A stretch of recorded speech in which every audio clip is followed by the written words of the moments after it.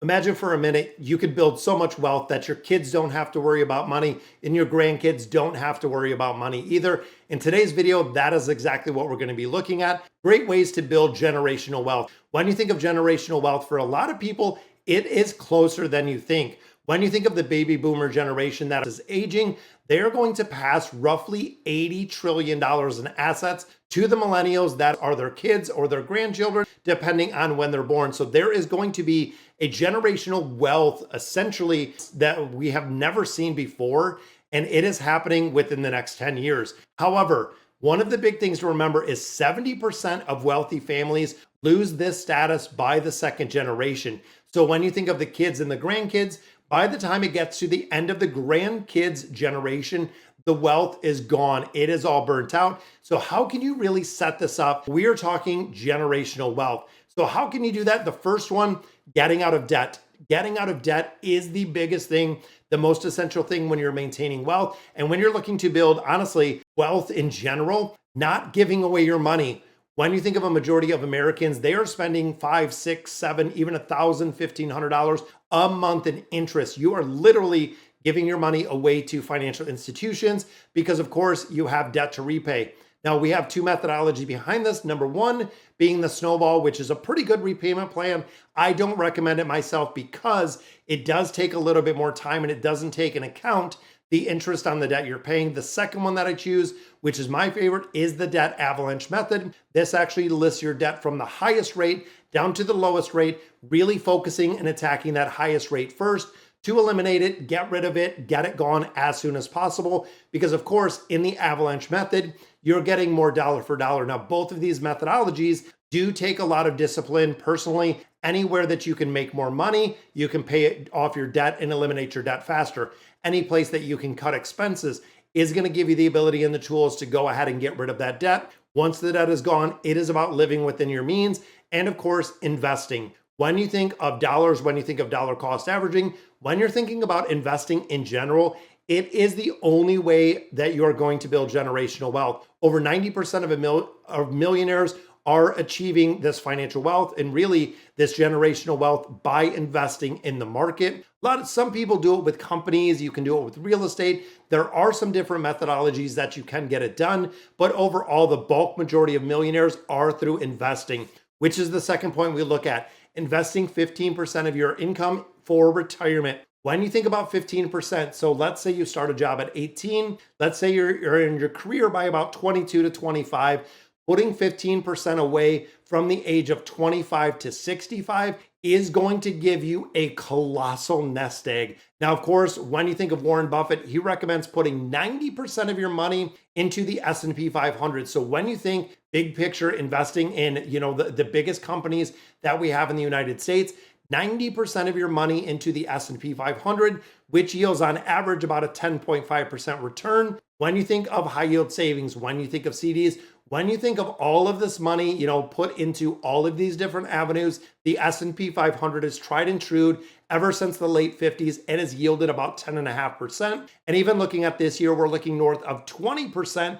which is kind of crazy. Now, he also recommends government bonds. Me personally, I don't like putting it into government bonds. They use it as capital protection, really mitigating some of the market risk. But I feel like when you get to the nest egg and you're putting a lot of money into that S&P 500, you can build it up to a point. If it goes down 5, 10, even 20%, you're going to be perfectly fine because that is going to give you the opportunity by investing that 15% dollar cost averaging to buy that very, very cheap. If they said, hey, this S&P ETFs, we have a 20% discount on, I am all in. I am buying all that I can at that 20% discount. Now, the next one we look at is paying off the house early. Now, this is kind of a split decision among this. Some people say that paying off the mortgage will rev up the wealth building, giving you the ability to take the money that you're putting towards your mortgage, putting it towards investment accounts, eliminating that cost or that bill of house, not only, getting rid of the interest, but why should you? Again, not having that liability, if anything in your life changes, gives the ability to invest, to repay debt, and also build up that savings over time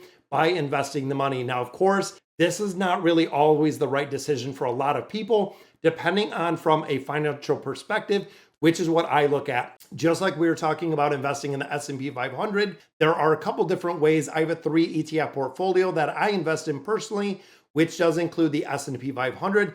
But when you start thinking of locking in over the last 2 or 3 years with these ultra low interest rates, I mean, we have people that are 3%, 2.5%, 2, even some mortgages that are under a 2%. So does it make more mathematical sense to invest money in the market and then of course keep the return? Absolutely, when it goes mathematically. But of course, when you think of the S&P 500 yielding 10%, why pump all your money into something that is going to yield to 2.5% when you could be making that 3x money at 10% within the S&P 500? For me, again, I am really a big math guy, big finance guy. It doesn't make sense to really race to pay down that 2.5% mortgage when I can put it in the market and I can make a lot more money. Now, of course, the flip side of that is just having the peace of mind and the financial freedom, knowing that your house is free to clear, because I know what Dave Ramsey says. How many houses do they foreclose on? Well, they can't on the ones that don't have a mortgage because it's paid. You own it, the bank no longer owns it. But of course, that comes with a really, really big price tag.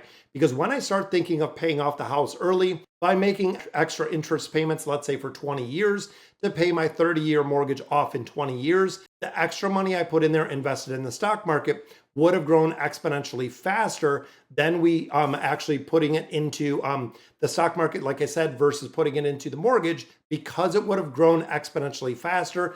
And of course, the compounding aspect. When you think of the mortgage, it's 2.5%. It's always going to be 2.5%. There are going to be up years and down years for the stock market. But if I can yield 10, 15, 20% with a portfolio, definitely works for me versus racing to pay off the house.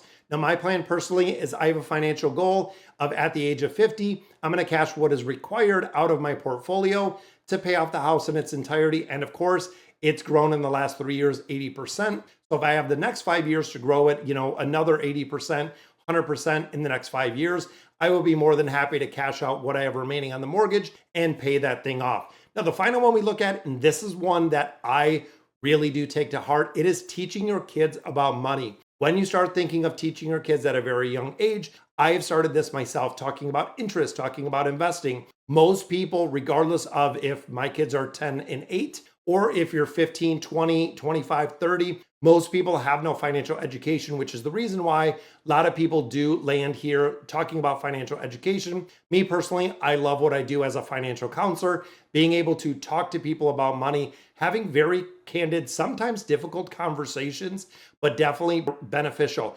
When I start looking at, the financial instincts, saving money, what are needs, what are wants, it is the fundamentals that you need, and that can result in that generational wealth. When they do get money, it is not about buying it and really spending it all, because like I said, 70% of wealthy families lose that wealth status by the second generation.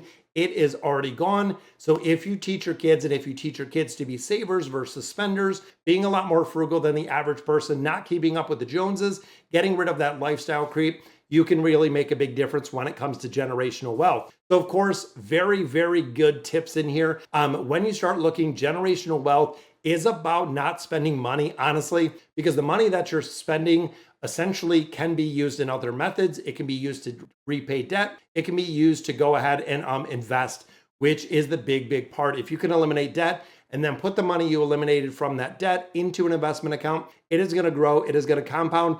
It is going to be a game changer for your life and every generation to come. All right, guys, so that is going to do it for today's video. Let me know in the comments what you guys think, and I'll catch you in the next video.